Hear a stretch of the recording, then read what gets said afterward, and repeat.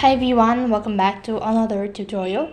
In this video, I'll be showing you how to turn off show activity status on Instagram. In order to turn off or hide your Instagram activity or active status on Instagram, you'll need to follow these steps. First of all, update your application, check your internet connection, open up or log into your Instagram account. Once you're logged into your Instagram account, this is how it's gonna look like. So after you're logged into your account, you'll need to go to your profile page located in the right hand side corner.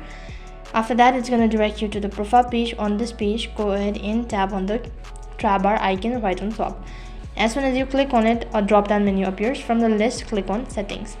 After that, you'll need to scroll down a bit and go to account. After that, you need to scroll down a bit and go to privacy. Once you're on this page, scroll down a bit. Once again, go to activity status. Make sure that you show your activity. So in order to turn off your activity or the green dot icon, toggle the switch which is right over here. If it turns blue, which indicates that your active status is currently active or enabled, and if you toggle the switch and it turns gray, it means that the active status has been disabled.